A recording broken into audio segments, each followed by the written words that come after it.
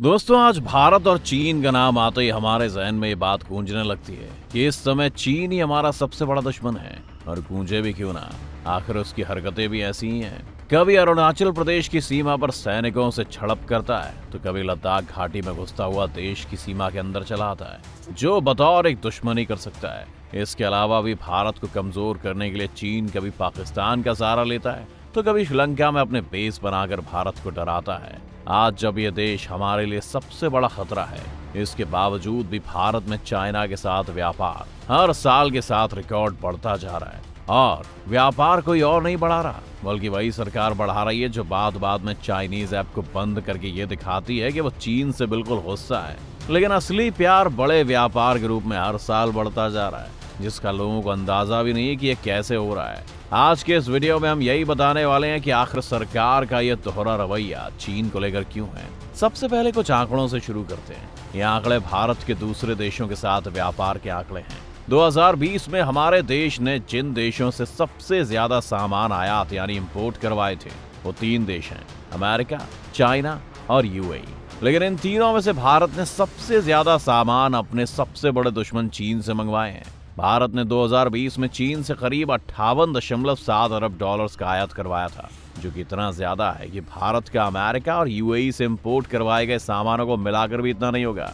ये आंकड़े और हैरान इसलिए करते हैं क्योंकि 2020 में जहां पूरी तरह पैंडेमिक छाया हुआ था, तो वहीं चीन इस समय गलवान घाटी में हमारे सैनिकों को मार रहा था और झड़प जारी थी। तब हमारे पीएम हमसे अपने देश में बनी हुई चीजों का इस्तेमाल करने को कह रहे थे। उसके बावजूद भी इतनी बड़ी मात्रा में हम चीन से सामान आयात कर रहे थे, जो कि ये दिखा रहा था कि हम अपने व्यापार को लेकर चीन पर कितना ज्यादा निर्भर करते हैं। अब यहाँ पर बात ये भी देखने वाली है कि व्यापार हमेशा दो तरफा हो तो ही उसे एक संतुलित व्यापार माना जाता है। लेकिन चीन के साथ इस व्यापार में सबसे बड़ी हैरान कर देने वाली बात यह है कि हम चीन से जितनी बड़ी मात्रा में सामान मंगाते हैं, उससे बहुत कम अपने देश से चीन को निर्यात करते हैं, क्योंकि चीन हमारे मैन्युफैक्चर्ड प्रोडक्ट्स नहीं खरीदता है, जो कि एक अनबैलेंस्ड बिजनेस रिलेशनशिप को दिखाता है। अब अगर इस बात को समझने की कोशिश करें कि आखिर भारत और चीन में इतने विवाद के बाद भी इतना व्यापार क्यों हो पाता है, तो उसका सबसे बड़ा कारण यही है कि चीन के प्रोडक्ट बाकी देशों की तुलना में सस्ते मिल जाते हैं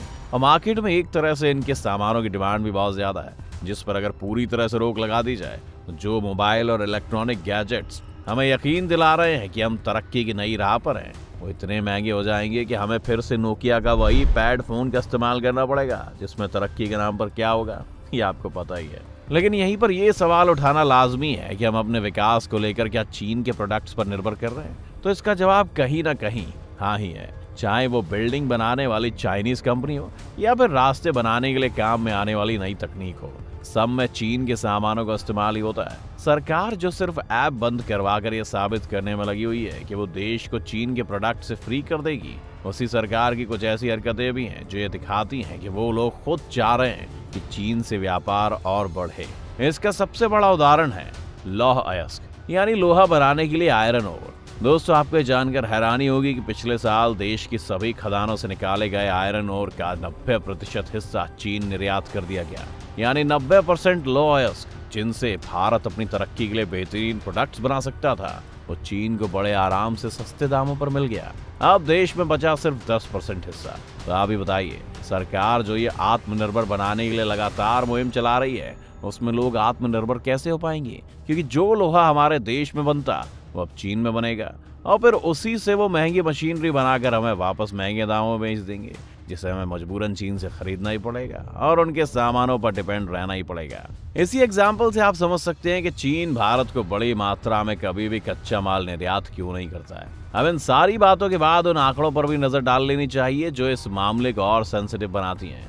2021 के जो आंकड़े सामने आए वो बताते हैं कि चीन और भारत में इतना विवाद होने के बावजूद भी इन दोनों देशों के बीच के व्यापार में 62.7% की बढ़ोतरी हुई है, जो अपने आप में एक चौंकाने वाला आंकड़ा है। अब जब बात आती है कि चीन पर भारत की निर्भरता क्यों है, तो यहाँ हम आपको बता दें कि सिर्फ भारत ही नहीं बल्कि मैन्युफैक्चरिंग में पूरी दुनिया एक तरह से चीन पर निर्भर कर रही है।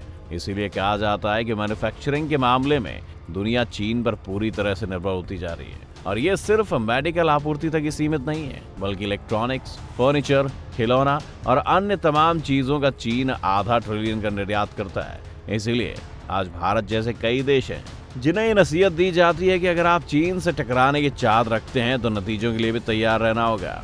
अब अगर हम इस व्यापारिक असंतुलन से होने वाली चिंताओं पर नजर डालें तो ये बात साफ होती है कि अगर हम अपने देश से लोहे का 90% कच्चा माल चीन भेजेंगे तो हमारे यहाँ की मैन्युफैक्चरिंग पूरी तरह खराबी होती रहेगी। साथ ही अगर हम ये मान लेते हैं कि चीन और भारत का विवाद और बढ़ जाता है और दोनों देशों के बीच व्यापार बंद हो जाते हैं तो इसका असर सीधा भारतीय बाजारों पर पड़ेगा। हम चूंकि सबसे ज्यादा सामान चीन से ही आयात करते हैं, जिस कारण अगर वो नहीं आएंगे तो मार्केट में डिमांड बढ़ती जाएगी और इकोनॉमी लगातार कमजोर होती जाएगी। इसलिए बात सरकार को सोचनी चाहिए कि भले ही चीन पर पूरी दुनिया डिपेंड कर रही है, लेकिन चीन पूरी दुनिया की सीमाओं के अंदर नहीं घुस रहा है। वो तो सिर्फ भारत के इलाकों पर कब्जा करना चाह रहा है। इसलिए ऐसे देश पर हम अपनी इकोनॉमी को कैसे छोड़ सकते हैं जिसका कोई भरोसा नहीं कि वो कब हमें चीजें इंपोर्ट करना बंद कर दे। इसके लिए हमें अपने देश में मैन्युफैक्चरिंग को बढ़ावा देना होगा, क्योंकि चीन के पास जितना मैन पावर है लगभग उतना ही मैन पावर आज हमारे पास भी है। तो ये काम असंभव नहीं है कि हम अपने रॉ मटेरियल से अपने ही देश में अपनी ही तकनीक से कुछ बेहतर बनाकर दिखाएं। सरकार को भी आज चाइनीज ऐप बंद करके अपने देशभक्ति जगाने के बजाय कुछ और बेहतर उपाय सोचना चाहिए, क्योंकि एक तरह से हमारी इकोनॉमी आधे शेर के मुंह में ही, वो कब मुंह दबा दे किसी को नहीं पता। आपको क्या लगता है, अगर चीन भारत को सामान भेजना बंद कर दे तो भारत की अर्थव्यवस्था का क्या हाल होगा? अपनी राय हमें कमेंट करके जरूर बताएं। अगर आपको ये वीडियो पसंद आई हो तो इसे लाइक और शेयर जरूर करें और चैनल को सब्सक्राइब भी कर लें।